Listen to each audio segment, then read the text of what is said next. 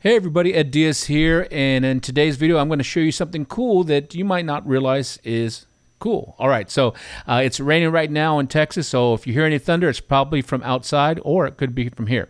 So this video is aimed at all of you that have Fantom Gs and you want something new, or you also have the newer Roland SE-02. It's a little analog synthesizer tabletop boutique.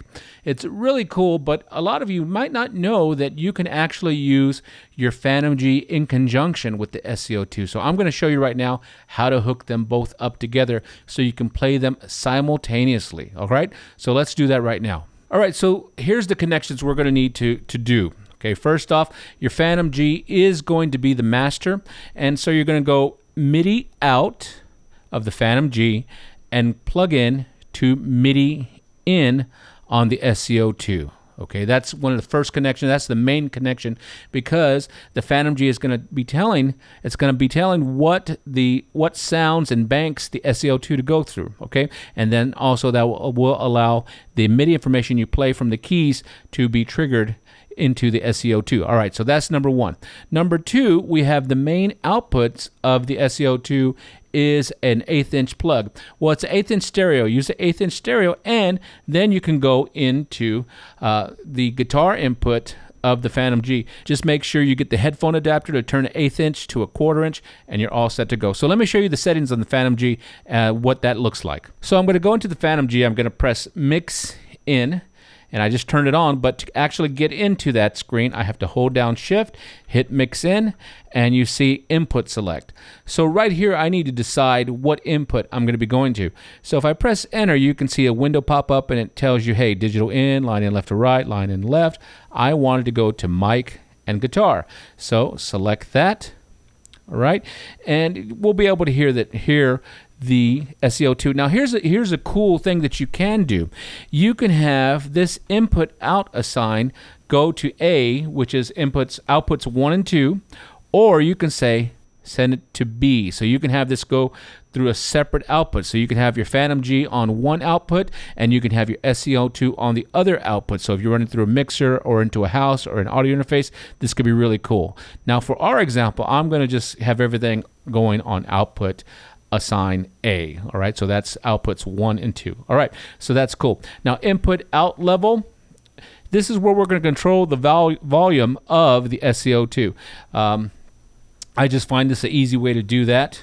Okay, but once we have it set, we can go ahead and do it inside the live set, which is where we're going to program everything. So you know what, I tell you what, let's leave it on output assign level 127. So that way we have to use the settings on the live settings. So let's take a look at that now.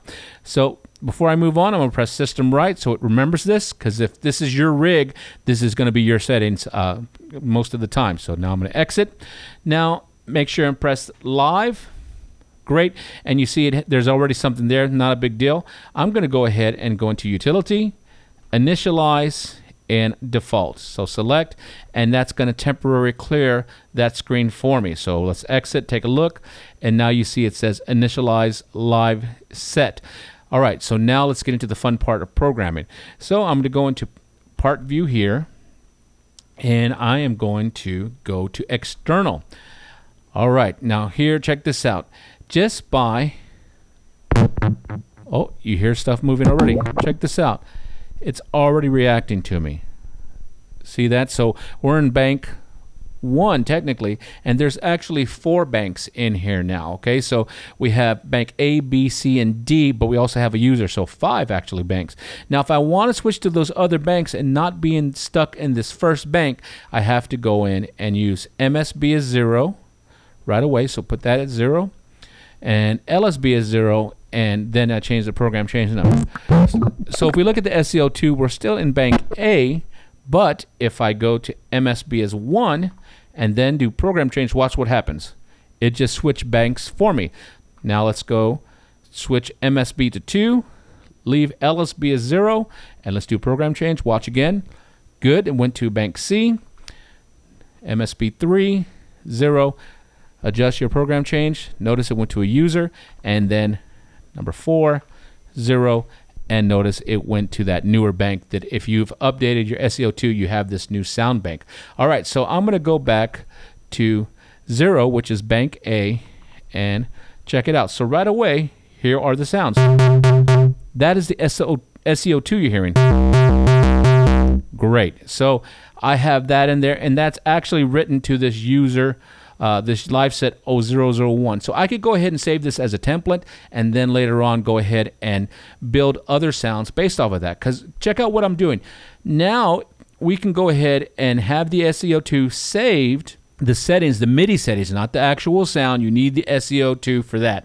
But if I go ahead and write that, whatever patch that I have in the SE-02 called up, it will save that MIDI in there. So we can go ahead and use this, and once we get it going, it's pretty fast. Now, what if I don't want the SE-02 to be as loud in my mix? Maybe I'm mixing it with the Fantom G internal sounds. Well, let's take a look. So part view again, and check this out. We go into level.